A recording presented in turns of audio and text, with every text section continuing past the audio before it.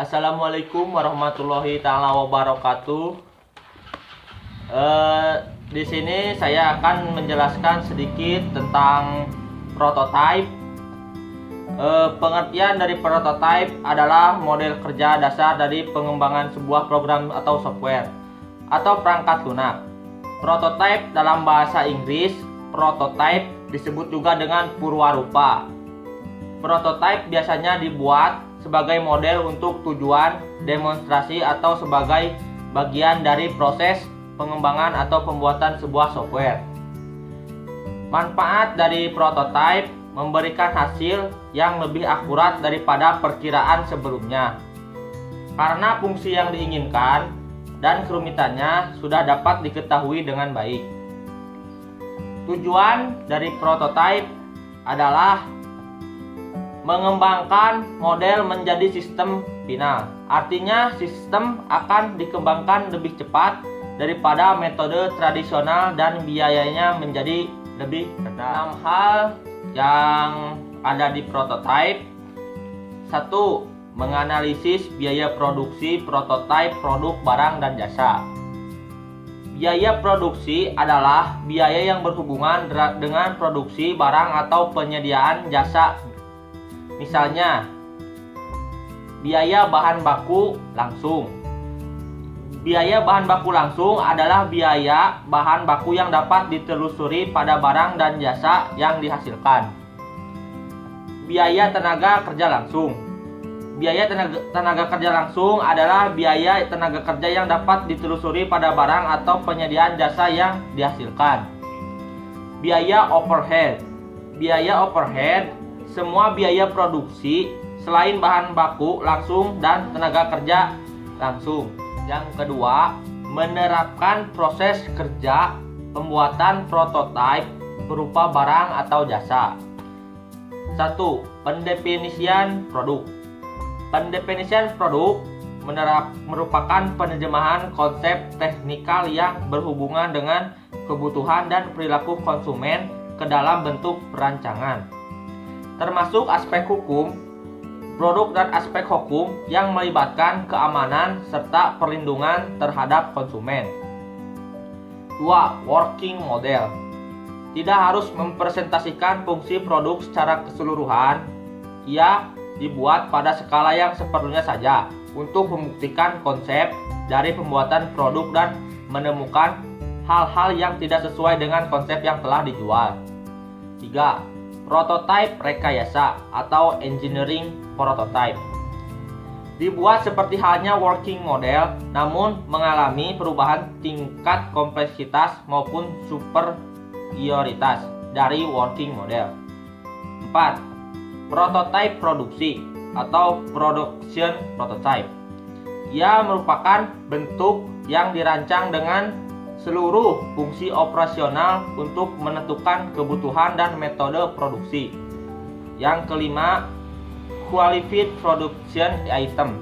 Dibuat dengan skala penuh, berfungsi secara penuh dan diproduksi pada tahap awal dalam jumlah kecil untuk memastikan produk memenuhi segala bentuk standar maupun peraturan yang ia berlakukan. 6.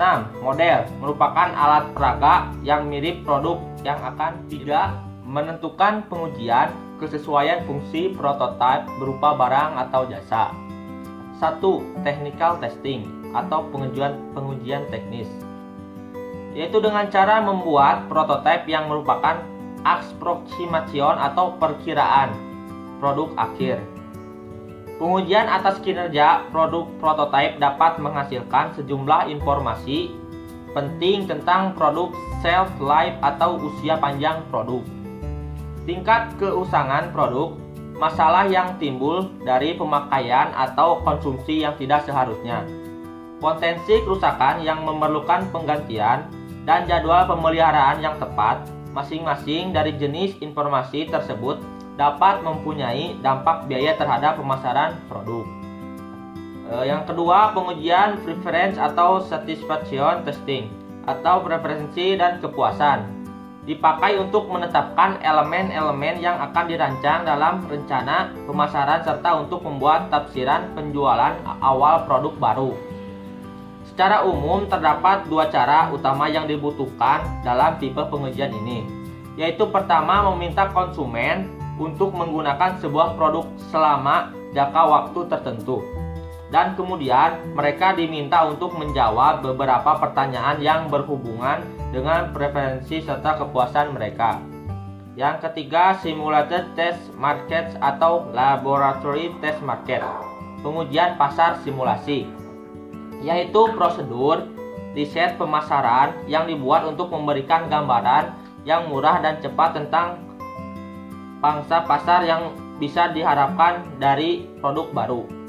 Beberapa model yang dapat dipakai antara lain Basis, Designor, Assessor, dan Litmus.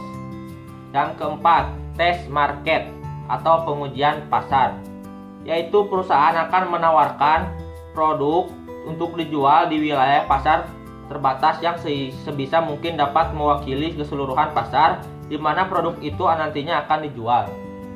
Secara prinsip, terdapat perbedaan yang signifikan antara metode pengujian pasar untuk produk konsumen dan produk bisnis atau industrial. Di dalam pengujian produk konsumen, perusahaan akan berusaha mengestimasi 4 variabel, yakni produk trial atau percobaan produk, piece repeat atau pengulangan pengembalian pertama, adopsi produk, serta frekuensi. Yang keempat, menghitung biaya produksi prototipe berupa barang atau jasa.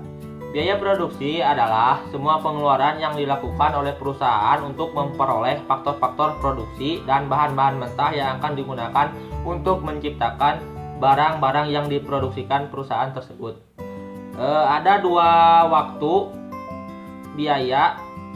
Yang pertama ada jangka pendek, yang kedua ada jangka panjang.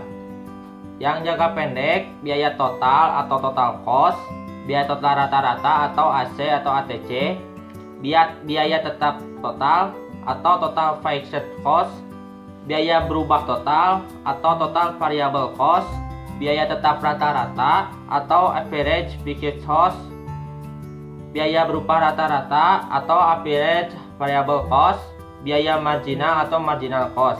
Yang jangka panjang, dalam jangka panjang perusahaan dapat menambah semua faktor produksi atau input yang akan digunakannya. Tidak perlu dibedakan antara biaya tetap dan biaya berubah karena semua jenis biaya yang dikeluarkan merupakan biaya berubah. Akibat terdapat banyak kurva jangka pendek yang dapat dilukiskan.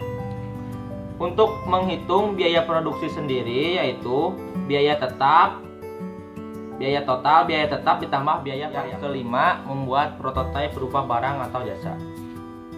1. Membuat diagram rinci atau sketsa. Langkah pertama dalam menciptakan prototipe adalah untuk menciptakan sebuah konsep sketsa rinci atau diagram. Tujuan Anda harus menangkap ide sebanyak mungkin dengan cara visual. Yang idealnya, Anda harus memiliki 2 sketsa konsep. Yang kedua, membuat model 3D atau opsional. Selanjutnya, langkah ini untuk mentransfer sketsa konsep Anda ke perangkat lunak pemodelan 3D. Ini akan membantu Anda memvisualisasikan produk yang lebih baik. Anda juga dapat menggunakan model ini untuk membuat salinan cetak 3D prototipe Anda. 3. Buat bukti dari konsep. Sekarang 3 bagian menyenangkan benar-benar membangun ide produk. Bagaimana Anda membangun bukti pertama dari konsep akan tergantung pada sejumlah hal. Jika Anda memiliki produk sederhana yang Anda sudah dimodelkan dalam perangkat lunak 3D, Anda hanya bisa mendapatkannya 3D dicetak untuk menciptakan budi dari konsep Anda. Yang keempat, buat prototipe pertama Anda. Bukti dari konsep menunjukkan bahwa produk Anda bekerja. Model 3D Anda menunjukkan apa yang mungkin terlihat seperti. Langkah Anda selanjutnya adalah untuk menggabungkan pelajaran dari bukti konsep dan model 3D untuk membuat prototipe pertama Anda. Ini harus menjadi model yang cukup rinci yang terlihat seperti produk akhir Anda dan memiliki fungsi yang sama. 5. Membuat prototipe produksi siap. Langkah terakhir sebelum Anda sampai ke manufaktur adalah untuk memangkas lemak dari prototipe pertama Anda dan mendapatkannya untuk negara produksi siap. Ini pada dasarnya adalah proses biaya dan kelayakan analisis. Anda harus pergi melalui setiap bagian dari prototipe dan mencari cara untuk memotong biaya tanpa mengorbankan fungsionalitas. Pada waktu yang sama, Anda harus melihat cara untuk meningkatkan estetika produk atau yang keenam, menguji prototipe berupa barang atau jasa. Pengujian prototipe dapat meyakinkan bahwa kebutuhan pelanggan telah dipenuhi oleh prototipe produk. Pengujian prototipe juga dapat menilai potensi penjualan produk dan pengumpulan informasi dari pelanggan untuk perbaikan prototipe produk. Yang pertama, metode pengujian prototipe produk. Yang kedua, mendefinisikan populasi survei. Yang ketiga, memilih populasi survei. Yang keempat, memilih format survei. Yang kelima, mengkomunikasikan prototipe. Yang keenam, mengukur prototipe pelanggan. Yang ketujuh, menginterpretasikan hasil. Yang kedelapan, merefleksikan hasil proses. Sekian dari saya. Terima kasih. Assalamualaikum warahmatullahi wabarakatuh.